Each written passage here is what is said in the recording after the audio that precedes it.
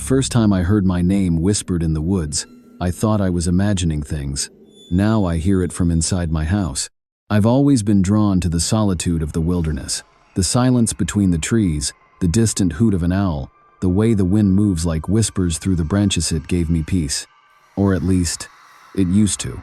Last fall, I took a solo camping trip deep into a forest reserve about 4 hours from home. It wasn't a well-known trail, and that would appeal. No noisy families or crowded campgrounds, just me, nature, and my thoughts. I arrived just before dusk. The trees were dense, towering evergreens mixed with skeletal oaks. The ground was damp, soft with moss and scattered leaves. I hiked for about 2 hours before settling in a small clearing just big enough for my tent and a fire. I hadn't seen a single soul on the way in. At the time, that felt like a blessing. I pitched the tent, gathered some firewood, and got a fire going. As the flames crackled and the stars blinked awake, I cooked dinner and leaned back, letting the quiet swallow me whole. That peace didn't last long. It started with a soft rustling. I figured it was a raccoon, maybe a deer. I even chuckled. "Welcome to nature," I muttered. But the sound didn't stop. It circled. Slowly. First from the left, then the right, then behind me. I stood with my flashlight, sweeping it through the trees. Nothing. The light bounced off trunks and branches. Stillness returned, but the air felt heavier, like the woods were holding their breath. I told myself it was just paranoia. New surroundings, alone in the dark, it made sense. By midnight, the fire had burned low and the forest had gone unnaturally quiet.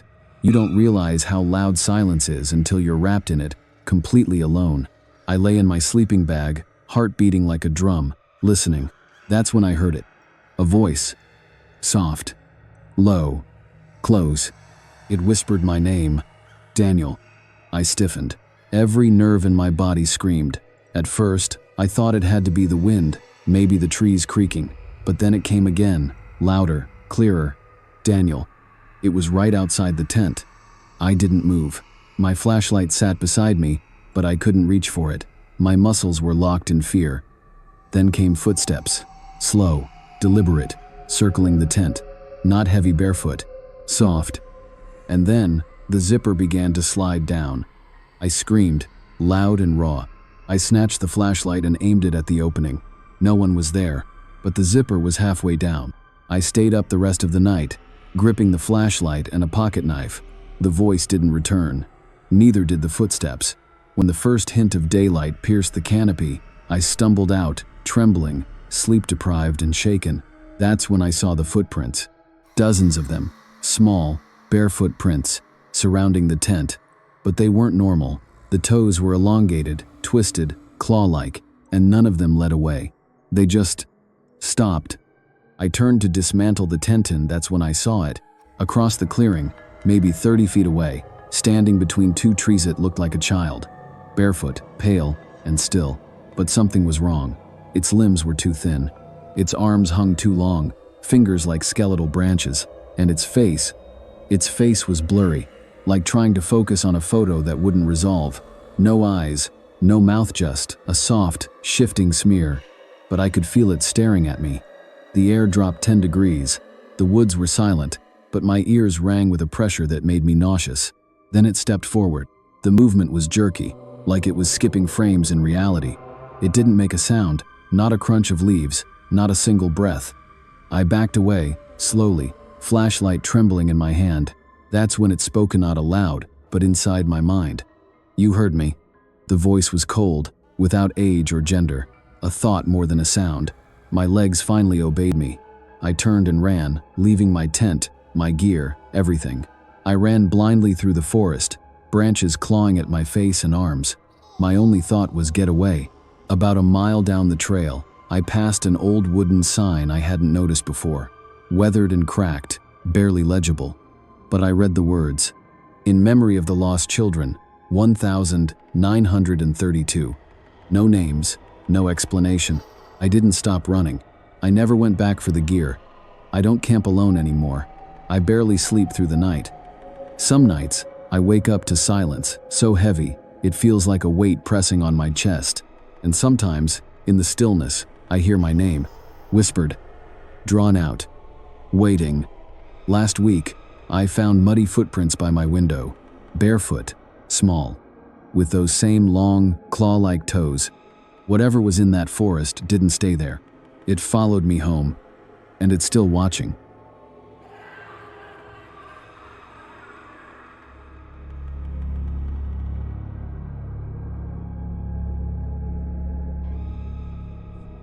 They say the forest doesn't take unless it's owed something. We went in with laughter. Only 2 of us came back, and 1 didn't stay for long. I don't talk about this often. Most people wouldn't believe me anyway. But it happened, and it changed how I see the woods forever. It was supposed to be a weekend getaway.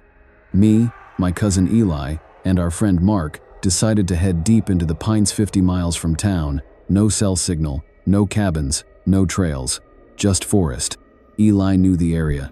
His grandfather used to hunt out there decades ago and left behind an old shack. We figured it'd be fun, rustic, isolated. It was late October. The leaves were dead and fallen, and the air was sharp and brittle.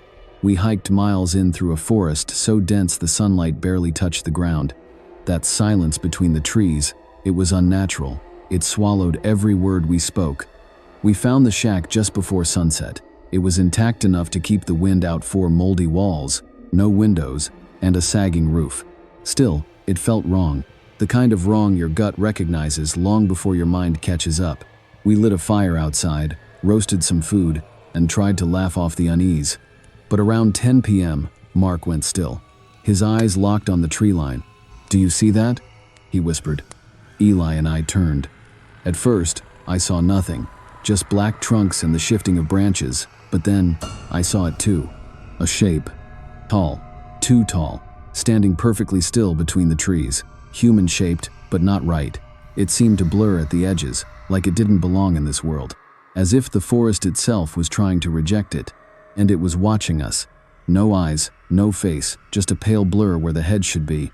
I blinked and it was gone. Just trees again. We went into the shack soon after, nervous laughter trying to mask real fear. I took the cot near the door. Eli and Mark laid on the floor. I don't know how long I was asleep before the noise woke me. Tap, tap, tap. On the outside wall, right behind my head. I sat up fast. The others were still asleep. I held my breath. Then came a whisperedry and rasping, just outside the door. "Let me in." The voice was wrong, echoing and distant but somehow too close. I froze. The door creaked, and then I saw the shadow pass across the gap beneath it. Bare feet, long toes, pale skin. I woke Eli and Mark. They were groggy until the doorknob started to turn. Slowly, deliberately, we backed up to the far wall, clutching our pocket knives. The door stopped moving. Silence. Then, bang. The door slammed inward. There was nothing there. No wind, no footsteps. But the room was cold. So cold our breath fogged in the air. And in that fog, a shape began to form, just above the ground. It crawled into the room on all 4 slow, spindly limbs bending the wrong way, head lolling from side to side. Hair long and stringy, wet and black, trailing behind it like seaweed. It stopped in the center of the shack. Then it lifted its head.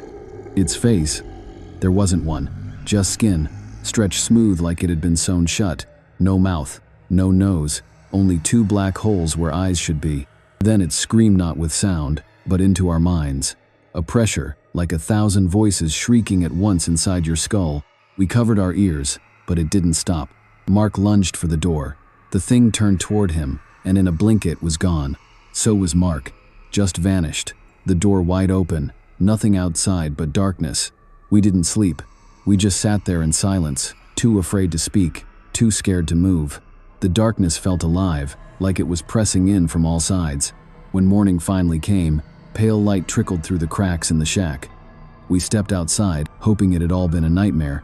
Mark was gone. No sign of struggle, no blood. Just long, deep drag marks in the dirt leading into the trees. We followed them for maybe 100 feet before they simply stopped. No footprints, no signs of life. Like the thing had vanished, taking him with it. We left everything behind, hiked without talking, just desperate to get out. The trail we'd lost before was suddenly visible again, like the forest had decided we could go. A week later, Eli was dead. He hung himself in his garage. I found him, car still running, body swinging, scratched into the wall beside him, shaky, Frantic was a single word. Faceless. Since then, I haven't been the same. I sleep with the lights on. I check every lock twice. But still, sometimes, I wake to that same cold from the woods. That unnatural silence. And when I close my eyes just for a second, I see that pale, eyeless face. And worse, I hear it, whispering from the dark corner of my room. Let me in.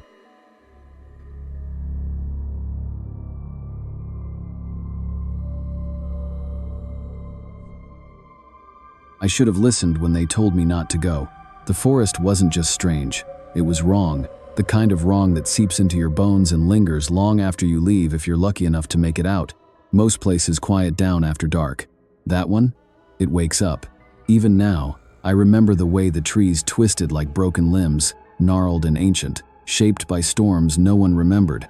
The air itself felt off thick, heavy, like it was trying to press me down, to keep me from moving, from leaving. Locals called it cursed, the Forester Place. A forest so dense that even at noon, sunlight barely touched the floor. The canopy above was so tangled it felt like walking underwater. No birds, no insects, not even the wind dared whisper there.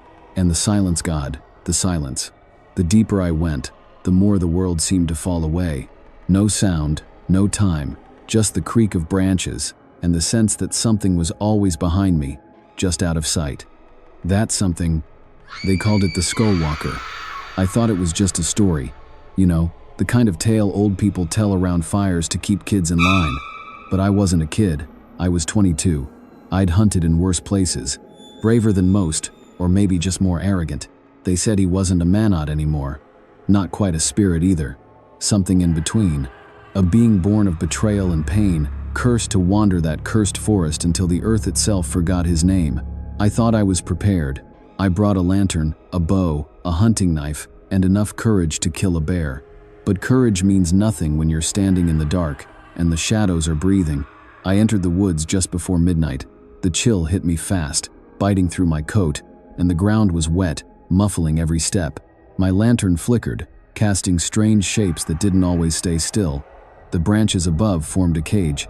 I kept walking, deeper and deeper, driven by rumors of buried treasure chests of gold hidden under the roots of the oldest trees. But the deeper I went, the more I started to feel it. The air grew heavier, the silence thicker, until even my own breath felt like it was echoing. And then the shadows began to shift. I wasn't alone. At first, I thought I was imagining it. A shape at the edge of my vision, a flicker of movement, a sudden stillness in the air. And then I saw him. He stood between two trees, tall and still, cloaked in something that moved like smoke, curling and coiling in ways that didn't make sense. His face, if you could call it, that was hidden behind a pale, bone-like mask that glowed faintly in the dark. No eyes, just empty sockets that saw everything. I couldn't move. He didn't speak, just watched. When he turned and began walking, I should have run, but something pulled me forward, like I was caught in a dream or a spell. My legs moved without permission, following him down an invisible path only he could see. He led me to a clearing drenched in moonlight. The trees there looked burned, twisted upward, like they were screaming. In the center was a mound of skull hundreds of them arranged with impossible care, each one facing outward, as if keeping guard. The skull walker knelt beside the mound and placed one skeletal hand on a skull. He began to speak in a language I'd never heard, each word thick with power. The forest responded. The trees leaned in. The shadows around us writhed and coiled like they were alive. And that's when he looked at me. Those empty sockets locked on mine, and something cold passed through me. Not just fear, understanding. I had seen too much. I had crossed a line, and I would not be allowed to forget. I ran. I don't remember much of it. Just the sheer panic, the pain as branches clawed at my face and arms, the sound of bones crunching behind me, closer, louder, constant. The forest twisted itself around me, the path back turning unfamiliar, wrong. I swear the trees moved to trap me. I didn't stop until I hit the edge of the village and collapsed, breathless, bleeding, and broken. People found me there, but I never told them what I really saw. I couldn't. Some truths crawl into your bones and rot there. I changed after that night. I didn't laugh, didn't hunt, barely spoke. I stayed inside after sunset, clutched the old amulet my grandmother gave me like it still meant something. like it could keep him away. But it didn't. Even now, years later, I feel him, not in sound, not in shadow, but in thought, watching, waiting, reminding me that once you see the Skull Walker, you're never truly alone again.